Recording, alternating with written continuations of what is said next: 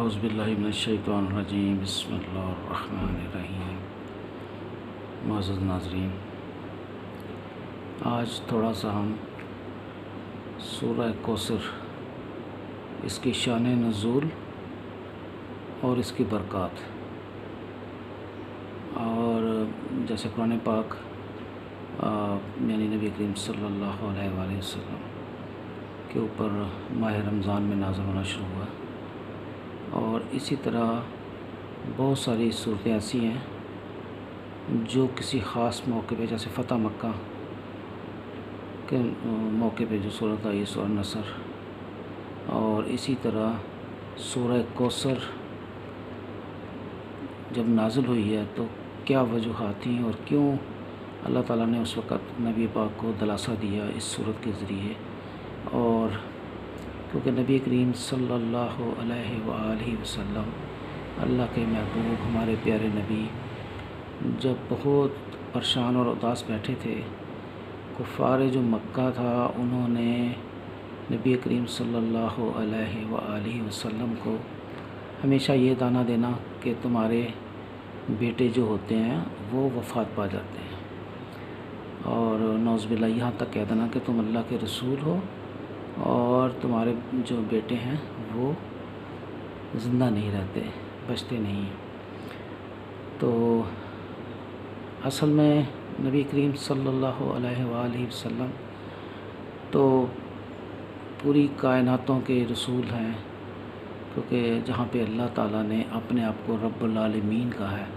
تو اپنے پیارے محبوب صلی اللہ علیہ وآلہ وسلم کو رحمت العالمین کہا ہے۔ رحمت العالم نہیں کہا، عالمین کہا ہے، یعنی تمام عالمین کے لیے وہ رحمت ہے، اور صرف مسلمانوں کے نبی نہیں ہیں، وہ تمام پوری کائنات کے انسانوں کے لیے باعث رحمت ہیں۔ تو اتنی ان کی بلند شان ہو اور ان کے بیٹے پیدا ہوں اور فوت ہو جائیں، تو اس کے پیچھے کیا مصلحت ہے، کیا وجہ ہے؟ کیونکہ یہ ہم جیسے انسانوں کو بتانے کے لیے کہ اگر نبی کریم صلی اللہ علیہ وآلہ وسلم، نبی خدا، اگر ان کے بیٹے فوت ہو رہے ہیں اور وہ صبر کر رہے ہیں، اس میں ایک یعنی میسیج ہے، لیسن ہے امت کے لیے کہ اگر کوئی ایسا ہو جائے تو اس میں آپ نے صبر کرنا ہے، اور جس کے ہاں یہ واقعہ ہو جائے تو اس کو کوئی تانے تو نہیں دیتا، لیکن کفار مکہ ایسے تھے کہ تانے دیتے تھے۔ تو اللہ چاہتے تو وہ 900 سال یا 1000 سال یا 2000 سال زندہ رہتے، کیونکہ اللہ جب ان کو پیدا کر رہا ہے تو ان کو زندہ بھی رکھ سکتے ہیں۔ پیدا کر کے لے لینا واپس، وہ اس بات کی دلیل ہے کہ امت کے لیے اس میں ایک لیسن ہے، سبق ہے کہ صبر کرنا ہے۔ صبر کی تلقین کی اللہ تعالیٰ نے ہر جگہ پہ۔ جب نواسہ رسول امام حسین علیہ السلام نے اپنی جان دی کربلا میں، اپنے پورے کنبے کو، اپنے بچوں کو، اپنے بھائی کے بچوں کو، اور سب کو وہاں پہ، بہن کے بیٹوں کو، اور ان کے جو اصحاب تھے انہوں نے اپنی جانیں دی، تو کیا اللہ تعالیٰ سب کچھ کر سکتے تھے؟ لیکن کیونکہ ایک امتحان تھا، اور آگے پوری امت کو جنہوں نے کلمہ حق پڑھا ان کے لیے ایک طریقہ بتایا گیا کہ حق کے ساتھ رہنا ہے اور صبر کرنا ہے۔ تو اسی طرح نبی پاک کے لیے جب کفار مکہ ان کو تانا دیا کرتے تھے اولاد کا، اور آپ بڑے غمزدہ تھے اور آپ کے چہرے مبارک پہ آپ کے آنسو گر رہے تھے، تو اللہ تعالیٰ نے اسی ٹائم جبرائیل امین کو یہ صورت دے کے، یعنی یہ صورت اس وقت نازل کی ہے، انا اعطیناک الکوثر فصلی لربک وانحر ان شانک هو الابتر، یعنی اس وقت اللہ پاک نے آپ کو دلاسا دیا ہے اور کہا ہے کہ جو تیرا دشمن ہے وہی ابتر ہوگا۔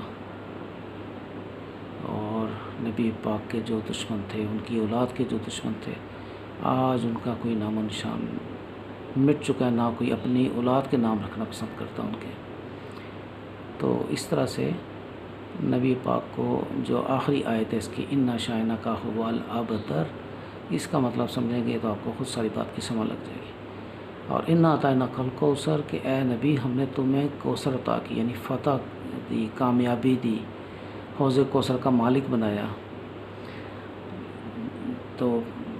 بس اپنے رب کی عبادت کیا کرو اور قربانی کیا کرو، بے شک تمہارا دشمن ہی ابتر رہے گا، یعنی اس کا نام و نشان مٹ جائے گا۔ جو تمہیں تانے دیتے ہیں کہ تمہاری اولاد زندہ نہیں، تو وہ ان کا نام و نشان نہیں رہے گا۔ تو آج ہر نام کے ساتھ، ہر مسلمان کے ساتھ محمد بھی لگتا ہے اور ان کے نواسوں کے نام لگتے ہیں، حسن بھی لگتا ہے، حسین بھی لگتا ہے، وہ زندہ و جاوید ہیں، ان کے نام بھی جاوید ہیں۔ اور نبی پاک صلی اللہ علیہ وآلہ وسلم وہ تو خود ہی رحمۃ اللہ علیہ ہے، سب کے لیے رحمت ہے،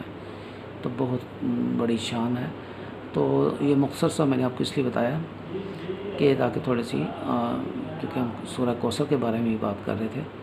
تو اس کی شان ہے، اور اس کی شان اور اس کی برکات اتنی عظیم ہے کہ آپ نے اس سورہ کوثر سے، یعنی میں نے تو جو بھی چاہا مجھے ملا ہے، اور بہت سارے لوگوں کو جن کو میں نے وظیفے یہ بتائے ہیں نا سورہ کوثر کے، تو انہوں نے یہی کہا کہ شاہ صاحب ہمیں بہت کچھ ہم نے حاصل کیا، یعنی جو ہم نے سوچا وہ ملا۔ جن کے یہاں اولاد نہیں تھی ان کو اولاد ملی، جن کے یہاں دولت نہیں تھی ان کو دولت ملی، جن کو سکون قلب نہیں تھا ان کو سکون نصیب ہوا، جن کو کامیابی چاہیے تھی انہیں کامیابی ملی، جو دشمن سے خوف زدہ تھے انہیں امن ملا، حفاظت ملی، جو عدالتوں میں اپنے کیسز میں یا اور کسی چیز میں تھے ان کو فتح کامیابی ملی۔ جس نے اس کو پکڑا سورہ کوثر کو اور اس کا ورد کیا، اور یہ وظیفہ بھی اس طرح سے ہے کہ آپ نے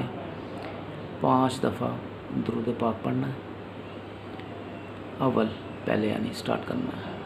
اور پھر 55 دفعہ سورہ کوثر پڑھنی ہے، اور پھر 5 دفعہ درود پاک پڑھنا ہے، اور پھر آپ نے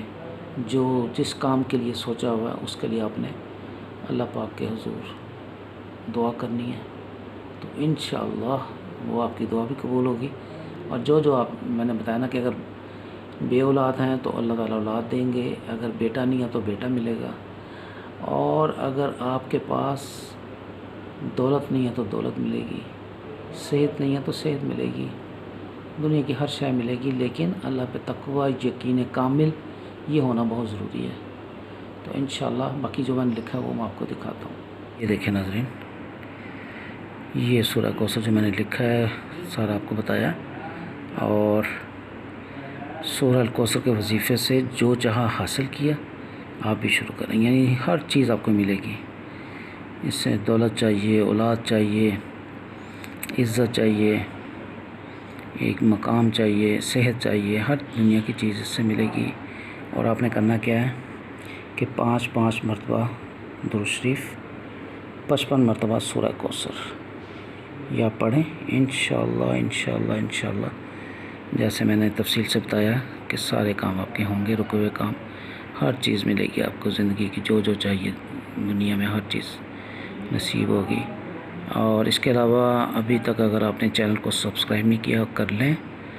بیل آئیکن کو بھی پریس کریں، لائک کا بٹن بھی دبائیں، یعنی لائک بھی کریں، اور اس کے علاوہ اس کو شیئر بھی کریں تاکہ دوسروں کے لیے بھی خیر ہو۔ السلام علیکم ورحمۃ اللہ وبرکاتہ۔